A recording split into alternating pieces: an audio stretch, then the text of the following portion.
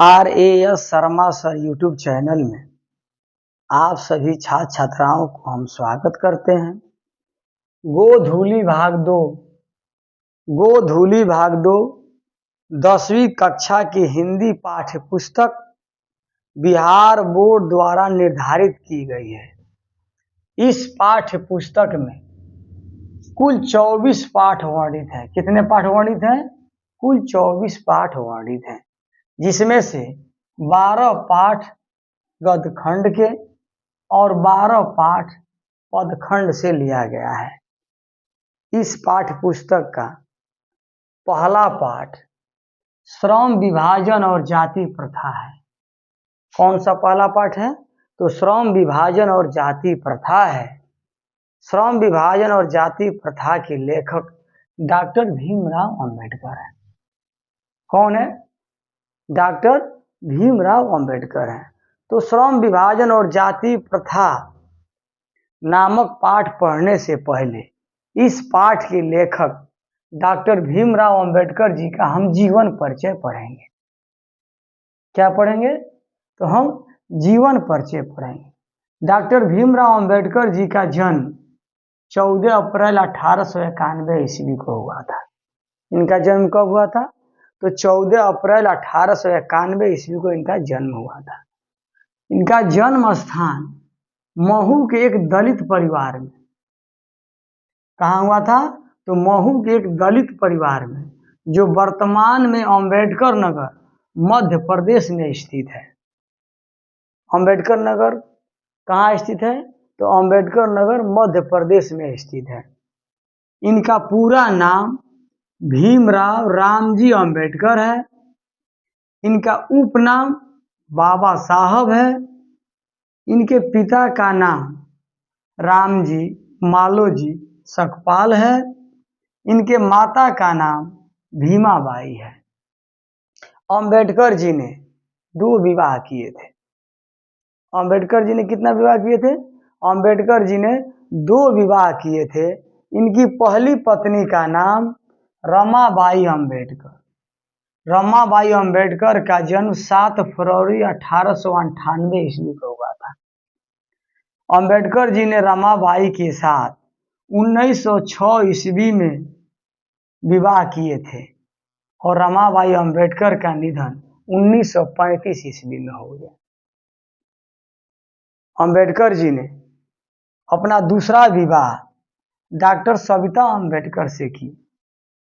Doctor Savita Ambedkar MBBS की पढ़ाई की थी और डॉक्टर सविता अंबेडकर का जन्म 27 जनवरी 1909 ईस्वी को हुआ था और अंबेडकर जी ने सविता अंबेडकर के साथ 1948 ईस्वी में दूसरा विवाह किया था और डॉक्टर सविता अंबेडकर का निधन 19 मई 2003 ईस्वी को हो गया। डॉक्टर भीमराव अंबेडकर अपने माता पिता के 14वें और अंतिम संतान थे। चौथे संतान थे? तो 14वें और अंतिम संतान थे। प्राथमिक शिक्षा के बाद बड़ौदा नरेश के प्रोत्साहन पर उच्चतर शिक्षा के लिए न्यूयॉर्क अमेरिका चले गए। कहाँ चले गए? न्यूयॉर्क अमेरिका चले गए। वहां कुछ दिन रहने के बाद पुनः अमेरिका से लंदन इंग्लैंड चले गए। अमेरिका से कहाँ चले गए? लंदन इंग्लैंड चले गए। उन्होंने संस्कृत का धार्मिक, पौराणिक और पूरा वैदिक वाङ्मय अनुवाद के जरिए पढ़ा और ऐतिहासिक सामाजिक क्षेत्र में अनेक मौलिक स्थापनाएं प्रस्तुत की। कैसी स्थापनाएं प्रस्तुत की? तो अनेक मौलिक स्थापनाएं प्रस्तुत की। तत्पश्चात इतिहास, मीमांसक, विधिवेत्ता, अर्थशास्त्री, समाजशास्त्री, शिक्षाविद तथा धर्म दर्शन के व्याख्याता बनकर उभरे। उनके चिंतन व रचनात्मकता के मुख्यतः 3 प्रेरक व्यक्ति रहे। कौन कौन से 3 प्रेरक व्यक्ति रहे? पहला है बुद्ध, दूसरा कबीर और तीसरा है ज्योतिबा फूले। ये जो तीनों व्यक्ति हैं वो समाज के लिए अपना पूरा जीवन ही न्यौछावर कर दिया। उनका प्रभाव अंबेडकर जी पर पड़ा। भारत के संविधान निर्माता में उनकी महती भूमिका और एकनिष्ठ समर्पण के कारण ही हम आज उन्हें भारतीय संविधान का निर्माता कहकर श्रद्धांजलि अर्पित करते हैं। क्या कह करके श्रद्धांजलि अर्पित करते हैं? तो भारत के निर्माता कह करके हम श्रद्धांजलि अर्पित करते हैं। अब इनको सम्मान कौन कौन से मिला? इनको जो है मुख्य रूप से 2 सम्मान मिला। भारतीय संविधान का निर्माता, कौन सम्मान मिला? तो भारतीय संविधान का निर्माता। दूसरा दलितों के मसीहा, दूसरा कौन सम्मान मिला? तो दलितों के मसीहा। डिग्रियां, अंबेडकर जी के पास कुल 32 डिग्रियां थी। कितने थी? कुल 32 डिग्रियां थी और इन्होंने 5 विषय से पीएचडी की उपाधि प्राप्त की थी। अंबेडकर जी का निधन, इनका निधन 6 दिसंबर 1956 ईस्वी को दिल्ली में हो गई। कब हो गई? तो 6 दिसंबर 1956 ईस्वी को दिल्ली में हो गई। अंबेडकर जी की रचनाएं, इनकी कौन कौन सी रचनाएं हैं? इनकी सभी रचनाएं अंग्रेजी भाषा में लिखी गई है। पहली इनकी रचना है the caste in India their mechanism. पहली रचना कौन सी है? The caste in India their mechanism. दूसरी रचना है जेनेसिस एंड डेवलपमेंट। दूसरी रचना कौन सी है? तो जेनेसिस एंड डेवलपमेंट। इनकी तीसरी रचना है the untouchables who are they. कौन है तीसरी रचना इनकी? The untouchables who are they. चौथी रचना है हु आर शूद्राज। इनकी चौथी रचना कौन सी है? तो हु आर शूद्राज। इनकी पांचवी रचना है बुद्धिज्म एंड कम्युनिज्म। पांचवी रचना कौन सी है? तो बुद्धिज्म एंड कम्युनिज्म। इनकी छठवीं रचना है बुद्धा एंड हिज धम्मा। छठवीं रचना कौन सी है? तो बुद्धा एंड हिज धम्मा। इनकी सातवीं रचना है थॉट्स ऑन लिंग्विस्टिक स्टेट्स। आठवीं इनकी रचना है the rise and fall of the Hindu women. इनकी सातवीं रचना कौन सी है? The rise and fall of the Hindu women. और इनकी 9वीं रचना है एनिहिलेशन ऑफ कास्ट। इनकी 9वीं रचना है एनिहिलेशन ऑफ कास्ट। और इनकी 9वीं रचना बहुत महत्वपूर्ण है। और इस प्रकार से अंबेडकर जी का जीवन परिचय समाप्त हुआ। अब इनके द्वारा लिखित निबंध श्रम विभाजन और जाति प्रथा को हम पढ़ेंगे और पढ़ने के बाद से इस निबंध में जितने प्रकार के हमारे बहुविकल्पी प्रश्न बनेंगे उसको हम बोर्ड पर लिखेंगे और सारे बहुविकल्पी प्रश्नों को हल करेंगे। सभी छात्रों से मेरा विनम्र आग्रह है कि श्रम विभाजन और जाति प्रथा निबंध पहले पढ़ ले। पढ़ने के बाद से अगर बहुविकल्पी हल करते हैं तो सभी बहुविकल्पी उनके दिमाग में स्पष्ट एक रेखा उकेरेगी और आपको याद होगा। और बहुविकल्पी याद करने के लिए पहले किताब को पढ़ना होगा। एक बार हमारे पढ़ाए हुए बहुविकल्पी आप पढ़ लोगे, दोबारा कहीं किताब देखने की आवश्यकता नहीं है, एकदम माइंड में सेट हो जाता है। गोधूली भाग 2 के पहला पाठ श्रम विभाजन और जाति प्रथा। श्रम विभाजन और जाति प्रथा के हम संपूर्ण बहुविकल्पी को बारी बारी से देखेंगे।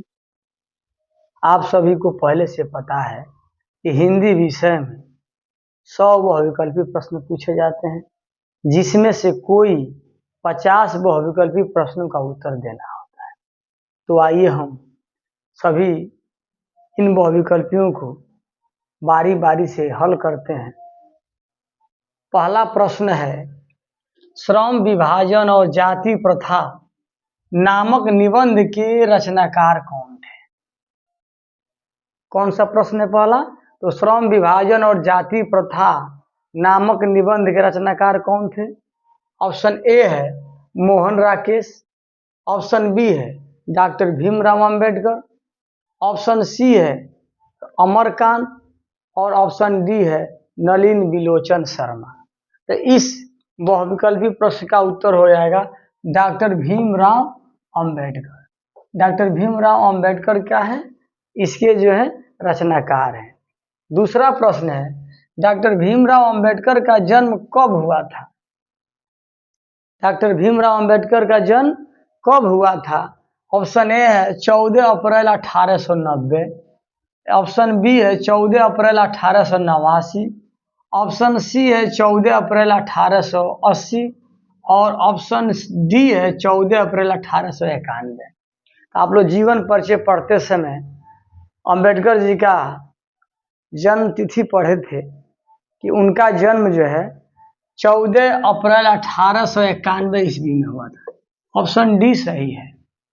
अगला प्रश्न, कौन सी रचनाएं डॉक्टर भीमराव अंबेडकर द्वारा लिखी गई है? 4 ऑप्शन दिया गया है। Option A annihilation of caste, अभी हम उनकी रचनाओं का जब जिक्र कर रहे थे तो उनमें इनकी रचनाओं का एनिहिलेशन ऑफ कास्ट का नाम था। Option B who are Shudras, option C Buddha and his Dhamma और ऑप्शन डी उपर्युक्त सभी। ये जो तीनों जो रचनाएं हैं ये डॉक्टर भीमराव अंबेडकर जी के हैं, इसलिए हमारा विकल्प डी सही होगा, उपर्युक्त सभी। अगला प्रश्न है, जाति प्रथा और श्रम विभाजन का कौन सा रूप है? जाति प्रथा श्रम विभाजन का कौन सा रूप है? ऑप्शन ए है पहला, ऑप्शन बी है दूसरा, ऑप्शन सी है तीसरा, ऑप्शन डी है चौथा। तो हमारा उत्तर होगा ऑप्शन बी दूसरा है।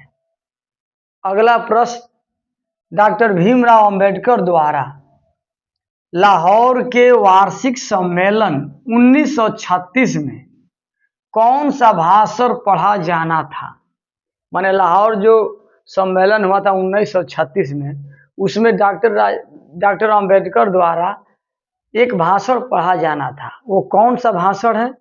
Option A who are Shudras, option B annihilation of caste, option C Buddha and his Dhamma, option D कोई नहीं।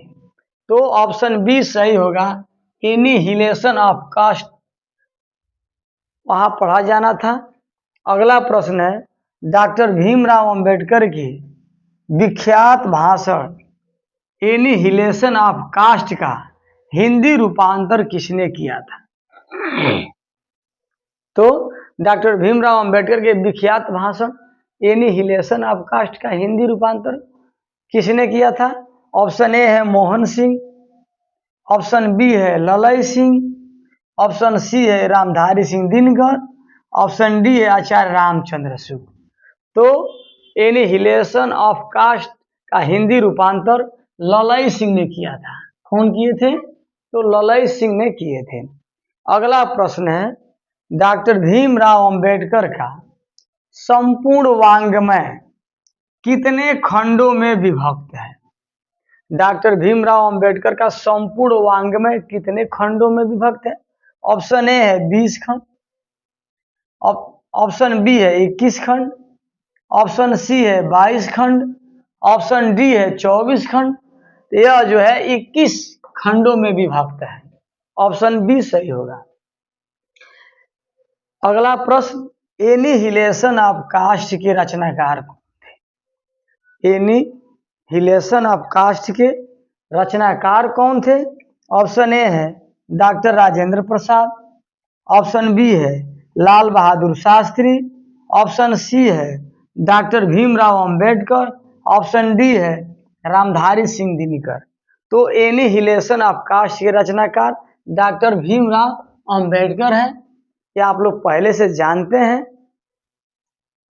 प्रश्न संख्या 9, डॉक्टर भीमराव अंबेडकर का निधन कब हुआ था? तो डॉक्टर भीमराव अंबेडकर का निधन कब हुआ था?